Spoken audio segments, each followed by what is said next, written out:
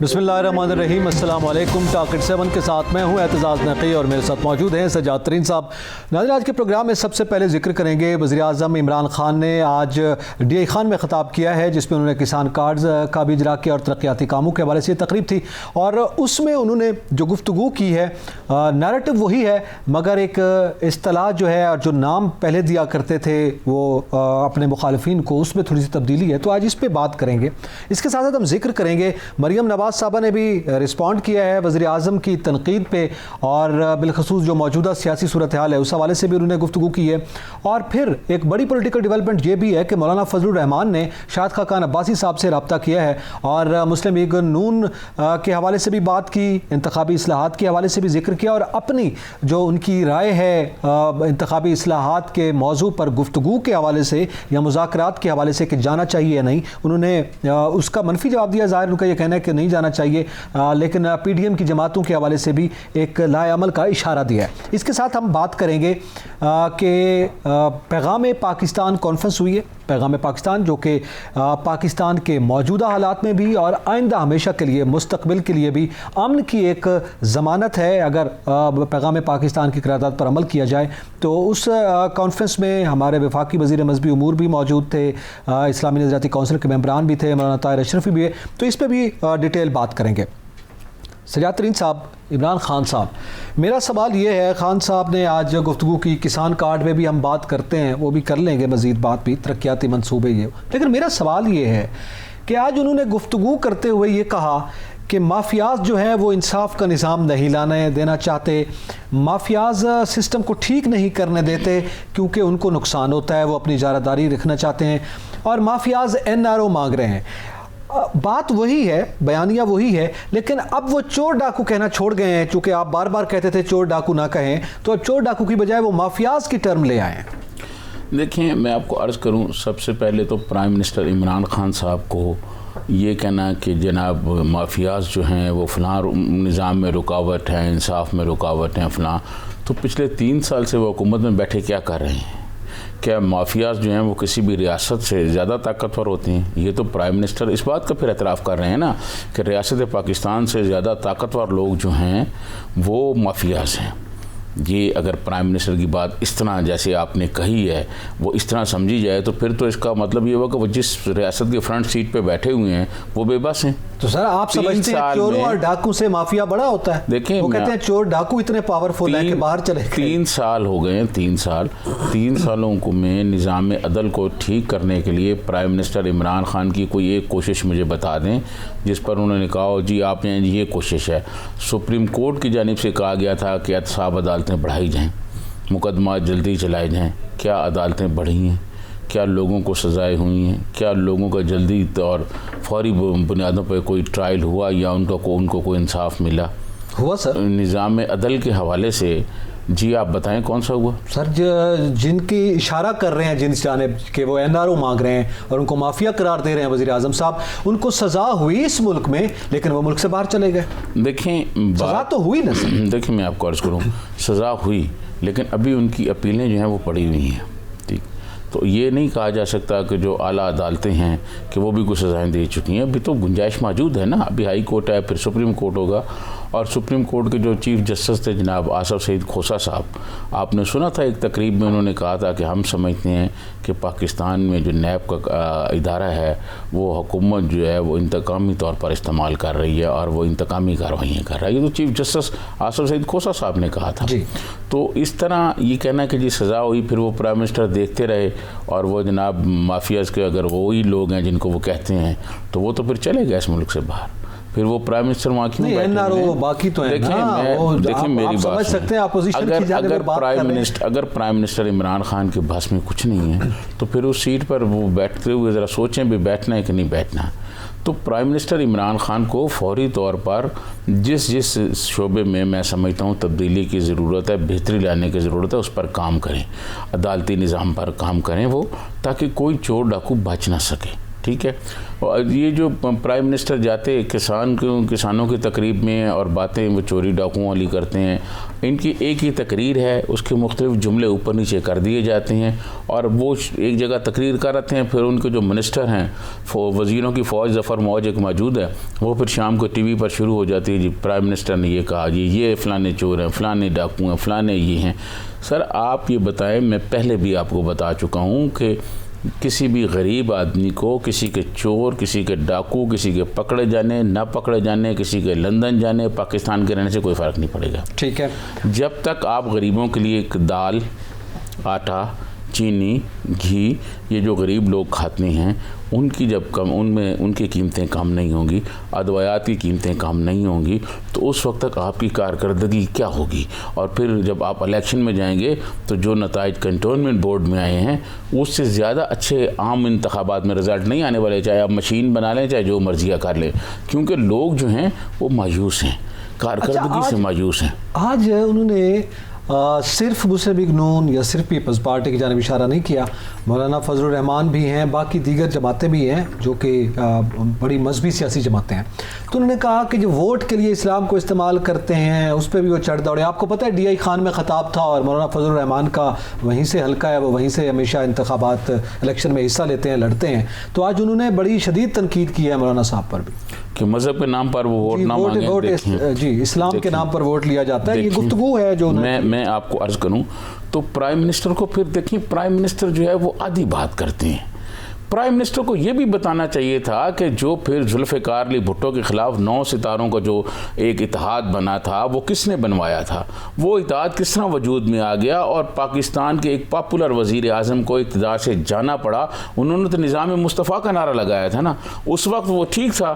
آپ یہ جب آپ کی مرضی ہو آپ کہیں جی اسلام استعمال کر لیں, جب آپ کی مرضی نہ ہو آپ کہیں جی اسلام استعمال نہ کریں. یا تو اس ملک میں کوئی بیٹھ کر یہ یہاں کی پارلیمان جو ہے وہ طے کرے کہ مذہب کا سیاست سے استعمال نہیں ہونا چاہیے, مذہب کا جو ہے وہ سیاست, مذہب علیحدہ اور سیاست علیحدہ ہونی چاہیے, جیسے دنیا کے ترقی پسند ممالک میں ہے. ٹھیک ہے, یا تو یہ کو کر لیا جائے, یہ نہ کیا جائے. آپ کہیں جی 40 سال پہلے جو ہے وہ جناب آپ نعرے لگاتے رہے, اور جناب کا نظام مصطفیٰ, اور وہ نظام مصطفیٰ کی جو تحریک چلی نقی صاحب, وہ اس دن اپنے مطلب عروج کو پہنچ گئی, یا اس نے منزل حاصل کر لی جس میں ذوالفقار علی بھٹو کی حکومت ختم ہوئی. اس کے بعد وہ سارے کے سارے لوگ جو اس میں تھے پی این اے میں تھے, ان میں سے آدھا سے زیادہ جو ہے وہ ضیاء الحق کی کابینہ میں مجلس شورا کے ممبر بن گئے, اور پھر اس کے بعد کسی نے بات نہیں کی. تو اس پر کمیشن بننے چاہیے کہ یہ جو احتجاج ہے, یہ مذہب کے نام پر جو تحریکیں ہیں یہ کب سے شروع ہوئی ہیں, یہ پاکستان میں 70 سال ہو گئے ہیں, یہ کس طرح ہوا ہے. یہ جب لوگ, آپ خود ہی لوگوں کو تیار کرتے ہیں, آپ خود ہی لوگوں کو اوپر لاتے ہیں, پھر لوگ آپ کے لیے مسئلہ بنتے ہیں تو آپ کہتے ہیں جی ایسا نہ ہو. اسلام کو استعمال نہ کیا جائے ووٹ پر, ٹھیک ہے, اس کی ایک الگ سے آپ کی تھیوری ہو سکتی ہے, لیکن آپ بھی تو ریاست مدینہ کا ذکر کر رہے ہیں, اور جب ریاست مدینہ کی بات آئے گی تو اس میں اسلام جو ہے وہ بنیادی اس کا روح ہے, اسلام میں ہی یہ سیاسی طریقہ کار موجود ہے. یہ بات آپ نے بالکل درست کہی. پرائم منسٹر یہ کہتے ہیں کہ اسلام کے نام پر جو ووٹ مانگتے ہیں نا, ان کا مطلب یہ ہے کہ وہ کہتے ہیں جی ہم مسلمان ہیں, ہمیں ووٹ دیں. انتخابی نشان کتاب ہوتا ہے تو کہتے ہیں جی انتخابی نشان قرآن ہے, یہ جی اس سے ملا کے اس قسم کی باتیں کرتے ہیں. تو وہ اس طرح کی چیزیں جو ہیں نا وہ نہیں ہونی چاہیے. پالیٹکس ہونی چاہیے پالیسیوں پر, منشور پر, انٹرنیشنل حالات پر, کہ فارن افیئر پر, داخلہ پالیسی پر, یہ پالیٹکس ہونا چاہیے. پرائم منسٹر نے کہا ٹھیک ہے کہ مذہب کے نام پر, لیکن خود انہوں نے کیا کچھ نہیں, لیکن خود انہوں نے 3 سال کے دوران اس کے کوئی حل تلاش کیا ہے, کوئی لوگوں کو بٹھایا ہے کہ یار سوچو یہ جو مذہب کے نام پہ پالیٹکس کر رہے ہیں ان کو کیسے سمجھایا جائے. تو کوئی یہ بات نہیں, آپ کا جو مخالف ہے آپ اس کو کہیں جی لڑکا دیں اور باقیوں کو چھوڑ دیں, ایسا نہیں ہوتا. صحیح, یہ آپ کو سب کو دیکھنا پڑے گا, سب کو بٹھا کے بات کرنی پڑے گی, اور پارلیمنٹ میں بات کرنی پڑے گی آگے جانے. اور بنیادی چیز یہ ہے, ابھی ہمیں بریک کی طرف ایسے بڑھنا ہے, وہ یہ ہے کہ ڈی آئی خان میں آپ گئے ہیں, ڈی آئی خان खैबर पख्तूनख्वा का एक पसमानदा ज़िला है, आपने उसको क्या दिया है, उसकी बात करनी चाहिए थी। आप इंफ्रास्ट्रक्चर क्या दे रहे हैं, आप तरक्याती काम क्या कर रहे हैं, गो के आपने गुफ्तगू की, मगर ज़्यादा पोर्शन आपका तरकीद पे ही होता है। किसान कार्ड तो आप पूरे मुल्क में बांटते फिर रहे हैं, वो तो एक पूरा मौजू है कि उसमें क्या कुछ सामने आ सकता है और कितने लोग उस पर किस नौयत की शिकायत कर रहे हैं। नाज़रीन, यहाँ पे वक्त तो एक ब्रेक का, और ब्रेक के बाद हम ये गुफ्तगू करेंगे कि जो मौजूदा सियासी सूरत हाल है, ये इमरान खान साहब जो बात कर रहे हैं इसके जवाब में अपोजिशन ने भी कुछ कहा है, मरीम नवाज साहब ने भी बोला है, और अपोजिशन कुछ जो आइंदा के लाए अमल जो है उसके इशारे भी दे रही है। बात करेंगे ब्रेक के बाद, हमारे साथ रहिएगा।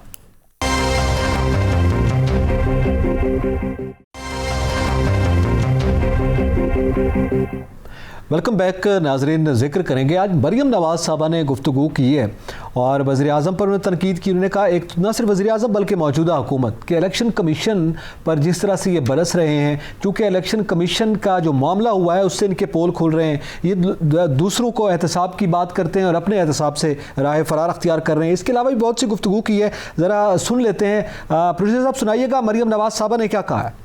इमरान खान साहब की जहाँ तक बात है तो उन्होंने पिछले 5-7 साल में जो भी किया है वो उनके अपने आगे आया है। वो कहते थे कि जब पेट्रोल महंगा होता है तो वज़ीर आज़म चोर होता है, जब डीज़ल महंगा होता है तो वज़ीर आज़म चोर होता है, जब आटा महंगा होता है, चीनी महंगी होती है तो वज़ीर आज़म चोर होता है। तो इस लिहाज से इमरान खान साहब पाकिस्तान के पहले सबसे बड़े सर्टिफाइड चोर हैं।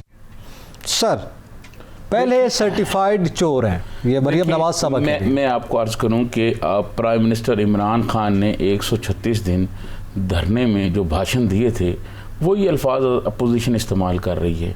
मैं ये जब प्राइम मिनिस्टर इमरान खान इक़्तिदार से बाहर थे तो उन्होंने जो तकरीरें की और खुल्लम खुल्ला बहुत सख्त बातें भी की, जिसमें एक बात वो भी है कि जी मैं IMF के पास नहीं जाऊंगा, खुदकशी कर लूँगा, ये बातें करते रहे।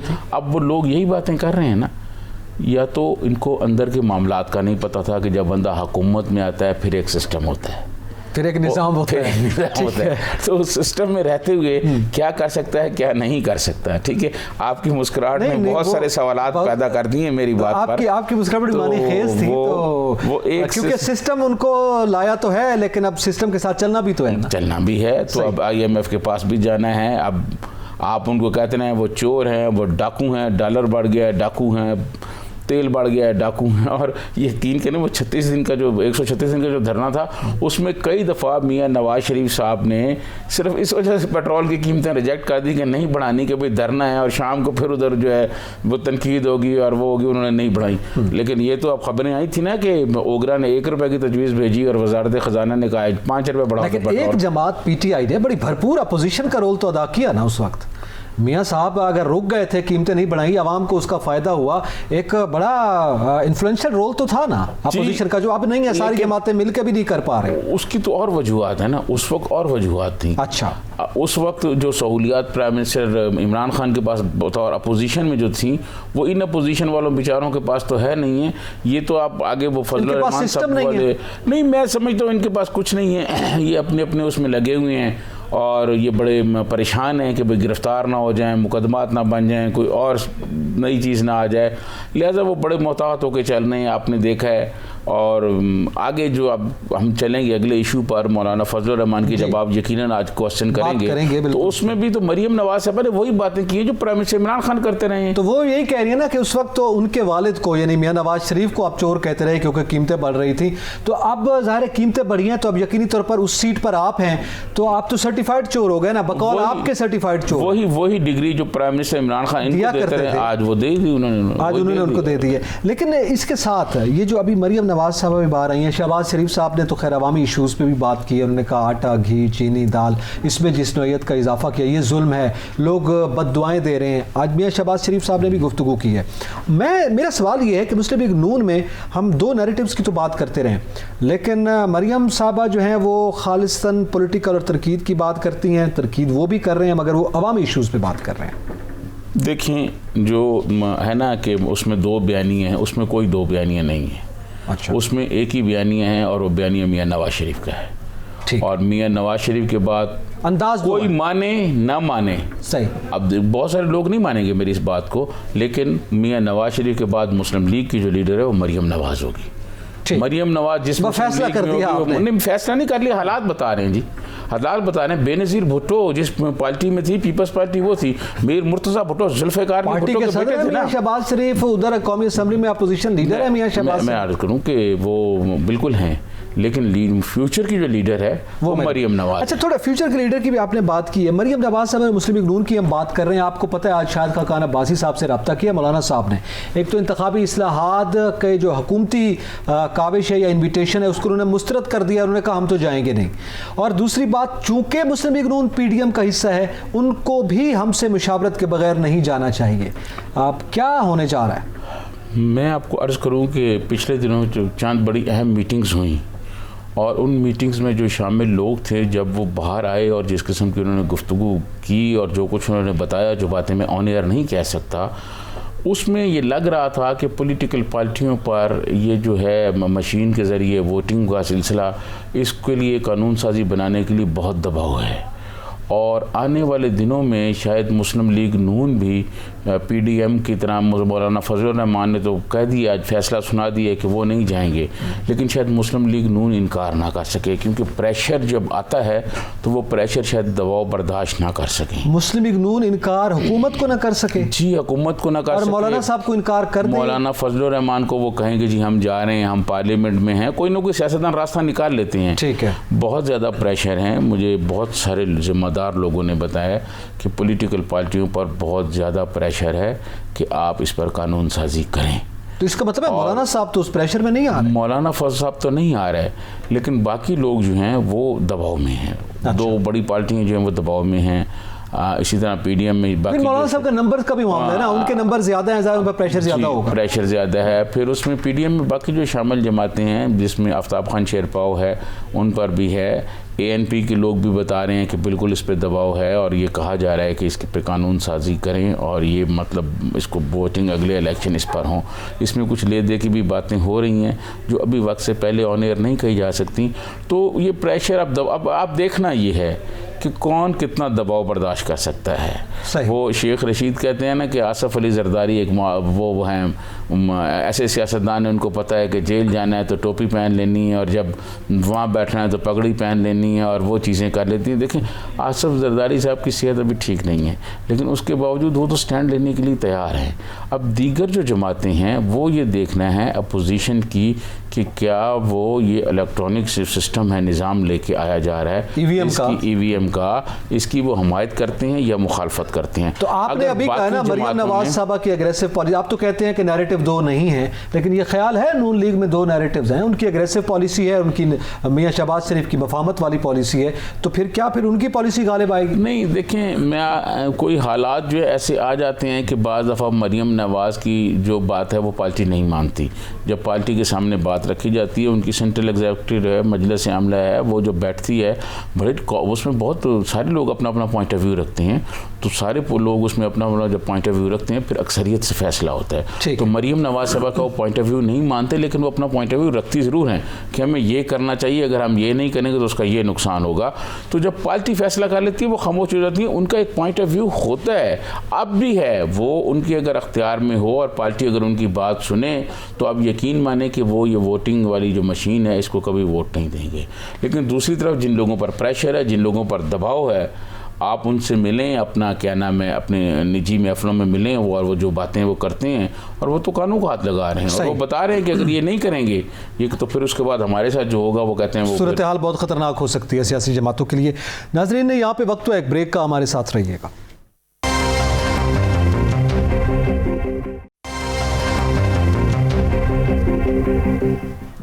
Welcome back. ناظرین ذکر کریں گے پیغام پاکستان اور پیغام پاکستان قرارداد کا. آج پیغام پاکستان کانفرنس ہوئی ہے جس میں ملک کی معروف مذہبی، سیاسی اور سماجی شخصیات نے شرکت کی ہے، اور اس میں کیا گفتگو ہوئی، اس میں یقیناً وزیر مذہبی امور بھی تھے، مولانا طاہر اشرفی بھی تھے، اور تمام مسالک اور مذاہب کے جو علماء کرام ہیں وہ بھی اس میں موجود تھے. سابق ممبر اسلامی نظریاتی کونسل علامہ افتخار نقوی بھی اس میں موجود تھے، انہوں نے گفتگو کی ہے. آئیے پہلے گفتگو سنتے ہیں اور پھر اس پہ بات کرتے ہیں. ہمیں بھی چاہیے کہ ہم یہ کانفرنس جو ہیں اسے اپنے ادارہ جات میں بھی کریں اور اس کو مزید تقویت دیں. اور یہ ایک بہترین دستاویز تیار ہوئی ہے قرارداد پاکستان کے بعد، اور اس کو پیغام پاکستان کانفرنس ہوئی ہے اور اس کے ساتھ ساتھ آج علماء و ذاکرین کانفرنس بھی ہوئی ہے. اس میں بھی یہ بات کی گئی کہ ملک میں فرقہ واریت نہیں ہونی چاہیے. امن و استحکام کے لیے ضروری ہے کہ تمام جو مذاہب اور مسالک ہیں ان کو آئین میں جو حقوق دیے گئے ہیں وہ یقینی طور پر سب کو حاصل ہیں اور اس کے مطابق سب کو اپنی ڈومین میں رہنا چاہیے. سیادت علی صاحب، ابھی یہ جب ہم پیغام پاکستان کی بات کرتے ہیں، آپ نے گفتگو بھی سنی ہے، یہ کہا گیا کہ یہ قرارداد پاکستان کے بعد ایک بڑی دستاویز ہے، اس سے گم نہیں ہونا چاہیے کیونکہ بہت سی چیزیں اس ملک میں آئیں اور پھر گم ہو گئیں، لیکن یہ بہت ہی امپورٹنٹ دستاویز ہے. اگر اس پر عمل ہو گیا تو یقینی طور پر ملک میں امن و استحکام باقی رہ سکتا ہے. دیکھیں، میں آپ کو عرض کروں کہ جس ملک میں امن نہیں ہوتا وہ ملک ترقی نہیں کرتا. ٹھیک ہے، آپ افغانستان کی صورتحال دیکھیں، 40 سال سے وہ جنگ لڑ رہے ہیں، آپس میں ہنگامے آرائیاں کر رہے ہیں اور ان کا ملک دن بدن پیچھے، بہت پیچھے چلا گیا. ترقی کے لیے ضروری ہے کہ ملک میں امن ہو، اور جیسے کہ پیغام پاکستان میں کہا گیا، کانفرنس میں کہا گیا ہے کہ تمام لوگ جو ہیں پیغام پاکستان کے تحت وہ جو اس وقت جو قرارداد منظور ہوئی اور اس میں جو کچھ کہا گیا اس پر عمل درآمد کرایا جائے. مسائل کہاں پیدا ہوتے ہیں؟ مسائل وہاں پیدا ہوتے ہیں کہ یہ قرارداد منظور ہو گئی، یہ کہا گیا، اور علامہ افتخار نقوی صاحب سابق ممبر اسلامی نظریاتی کونسل نے یہاں تک کہا یہ قرارداد پاکستان کے بعد سب سے بڑی اہم دستاویزات ہے. ٹھیک ہے جی. اب مسئلہ وہاں پیدا ہوتا ہے جب عمل درآمد نہیں ہوتا پوری طرح. صحیح. جب عمل درآمد نہیں ہوتا پھر مسائل پیدا ہوتے ہیں. جب ایک چیز طے ہو گئی کہ جناب یہ ایک ہم نے فریم ورک بنا لیا ہے، اس فریم ورک سے سب متفق ہیں، اور اس فریم ورک سے جو باہر جائے گا، جو اپنی ڈیٹ انٹ کی کوئی مسجد بنائے گا یا اپنے کے لیے کوئی چیزیں کرے گا تو اس کے خلاف فوری ایکشن ہوگا. ایسا نہیں ہوتا. جب ایسا نہیں ہوتا پھر مسائل پیدا ہوتے ہیں. پھر آپ کو پتہ ہے کہ پاکستان کے جو دشمن ہیں وہ تو ہر جگہ بیٹھے ہوئے ہیں نا. دشمن ہمارا جو ہے وہ تو یہ چاہتا ہے کہ پاکستان میں کوئی تصادم ہو، کوئی فرقہ واریت ہو، کوئی اور مسائل پیدا ہوں. لیکن ہمارے تمام جو فرقے ہیں، ان کے تمام جو جید علماء کرام ہیں، وہ بہت سمجھدار ہیں. وہ بیٹھتے ہیں، بات چیت کرتے ہیں، بہت زیرک لوگ ہیں، بیٹھ کر معاملات حل کرتے ہیں. حکومت کے ساتھ بیٹھ کر بات چیت ہوئی، پیغام پاکستان کے ذریعے ایک آیا کہ جی یہ پیغام پاکستان ہے، اس سے جو باہر ہوگا اس کے خلاف ایکشن ہوگا. صحیح. اب ایسا نہیں ہو سکتا کہ پیغام پاکستان کی جو لوگ باہر جا رہے ہیں، جو اس کی خلاف ورزی کر رہے ہیں یا جو پیرامیٹرز طے کیے گئے تھے اس پیرامیٹر سے باہر جا رہے ہیں تو ان پر ایکشن کرنا ریاست کا کام ہے. بالکل ٹھیک ہے. جب ریاست کی جانب سے، حکومت کی جانب سے ان لوگوں پر ایکشن نہیں ہوتا، ان لوگوں پر کارروائی نہیں ہوتی تو پھر مسائل بڑھنا شروع ہو جاتے ہیں. جب مسائل بڑھتے ہیں تو پھر دشمن پاکستان کو موقع مل جاتا ہے. اسی طرح جو دوسری کانفرنس ہوئی ہے جس میں علماء ذاکرین تھے، انہوں نے بھی یہی کہا ہے کہ پاکستان، دیکھیں پاکستان کا ایک آئین ہے، آئین موجود ہے. اس آئین میں جس فرقے کو جو حقوق دیے گئے ہیں ان کے مطابق اس پر عمل درآمد ہونا چاہیے. ان کے وہ حقوق ہیں، کسی کو کسی کے ڈومین میں مداخلت نہیں کرنی چاہیے. اور جب سے یہ 73 کا آئین بنا ہے، اس آئین میں تمام چیزیں طے ہو گئی ہیں. بالکل ٹھیک. اور جب یہ چیزیں طے ہو گئی ہیں تو اب آپ کہیں جی فلاں آدمی یہ کہہ رہا ہے، جی فلاں آدمی یہ کہہ رہا ہے، اس میں یہ ہو جانا چاہیے، اس طرح ہو جانا چاہیے، اس سے مسائل بڑھیں گے پاکستان کے. جب پاکستان کے ہمیں مسائل نہیں بڑھانے، ہمارے آپ یقین کریں کہ اس ملک میں پہلے ہی بہت مسائل ہیں. بالکل ٹھیک ہے. اور اگر ہم اس ملک نے بہت بھوگتا ہے، بہت اور فرقہ واریت آپ کو پتہ ہے. اور آپ یقین کریں، نقی صاحب میرا جنوبی پنجاب سے تعلق ہے، آپ کا بھی سرائکی وسیب سے تعلق ہے، ہم دونوں سرائکی. ہمارے شہروں میں چن کر ان لوگوں کو مارا گیا ہے جو پڑھے لکھے لوگ تھے، جو قابل لوگ تھے، جو ڈاکٹر تھے، جو انجینئر تھے، فرقہ واریت کے نام. اس ملک کا سرمایہ تھے، اس ملک کا سرمایہ تھے، اور ان کو صرف فرقہ واریت کے نام پر کیا گیا ہے. یہ پیغام پاکستان ایک بہت اعلیٰ کوشش تھی، اور حکومت پاکستان کو میں کہتا ہوں کریڈٹ جاتا ہے، ریاست پاکستان کو کریڈٹ جاتا ہے کہ انہوں نے یہ ایک بنائی چیز اور سارے علماء کے سامنے رکھی. وہاں پر ان سے مشاورت ہوئی، سب چیزیں طے ہوئیں.